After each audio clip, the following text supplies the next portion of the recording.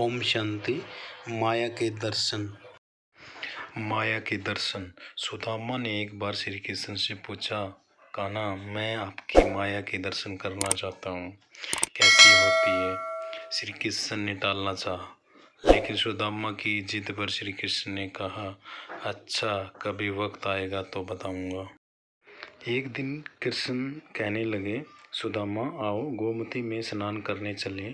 दोनों गोमती के तट पर गए, वस्त्र उतारे, दोनों नदी में उतरे। श्री कृष्ण स्नान करके तट पर लौट आए, पीताम्बर पहनने लगे। सुदामा ने देखा, कृष्ण तो तट पर चला गया है, मैं एक डुबकी और लगा लेता हूँ। जैसे ही सुदामा ने डुबकी लगाई, भगवान ने उसे अपनी माया का दर्शन करा दिया। सुदामा को लगा गोमती में बाढ़ आ गई है, वह बहे जा रहे थे।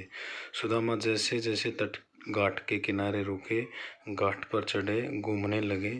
घूमते घूमते गांव के पास आए। वहां एक अथिनी ने उनके गले में फूल माला पहनाई। सुदामा हैरान हुए, लोग इकट्ठे हो गए। लोगों ने कहा, हमारे देश के राजा की मृत्यु हो गई है। हमारा नियम है, राजा की मृत्यु के बाद अथिनी जिस भी व्यक्ति के गले में माला पहना दे, वही हमारा राजा होता है। अथिनी ने आपके गले में माला पहनाई है, इसलिए अब आप हमारे राजा हैं। सुदामा हैरान हुआ, राजा बन गया। एक राजकन्या के साथ उसका विवाह भी हो गया, 2 पुत्र भी पैदा हो गए। एक दिन सुदामा की पत्नी बीमार पड़ गई, आखिर मर गई। सुदामा दुख से रोने लगा। उसकी पत्नी जो मर गई थी, जिसे वह बहुत चाहता था, सुंदर थी, सुशील थी। लोग इकट्ठे हो गए। उन्होंने सुदामा को कहा, आप रोए नहीं, आप हमारे राजा हैं। लेकिन रानी जहाँ गई है वहीं आपको भी जाना है, यह मायापुरी का नियम है। आपकी पत्नी को चिता में अग्नि दी जाएगी, आपको भी अपनी पति की चिता में प्रवेश करना होगा, आपको भी अपनी पत्नी के साथ जाना होगा। सुना तो सुदामा की सांस रुक गई, हाथ पांव फूल गए। अब मुझे भी मरना होगा, मेरी पत्नी की मौत हुई है, मेरी तो नहीं, भला मैं क्यों मरूं? ये कैसा नियम है?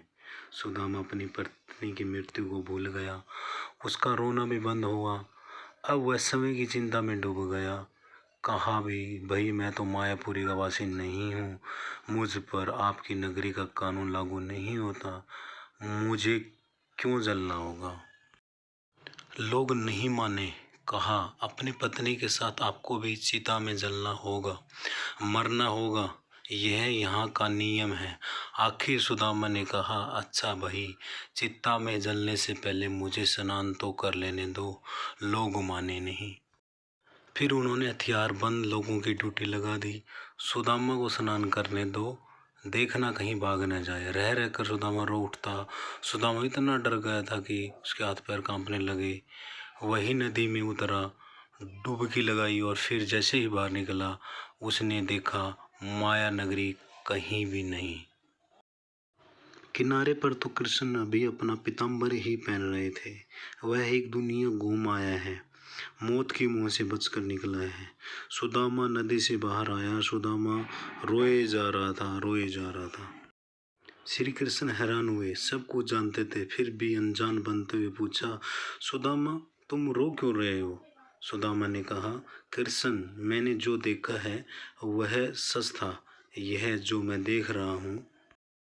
श्री कृष्ण मुस्कुराए, कहा, जो देखा भोगा वह सच नहीं था, भ्रम था, सौपन था, माया थी मेरी, और जो तुम अब मुझे देख रहे हो यही सच है। मैं ही सच हूँ, मेरे से भिन्न जो भी है वह मेरी माया ही है, और जो मुझे ही सर्वत्र देखता है, महसूस करता है, उसे मेरी माया स्पर्श नहीं करती है।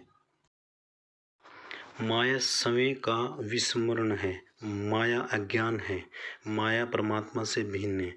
माया नर्तकी है, नचाती है, नाचती है, लेकिन जो परमात्मा से जुड़ा है वह नाचता नहीं है, भ्रमित नहीं होता, माया से निर्लेप रहता है, वह जान जाता है। सुदामा भी जान गया था, जो जान गया वह परमात्मा से अलग कैसे रह सकता है, पर सदा शिव परमपिता परमात्मा। अगर यह कहानी अच्छी लगी तो इस ग्रुप को, इस चैनल को लाइक करें, सब्सक्राइब करें, कमेंट करें और शेयर करें। ओम शांति।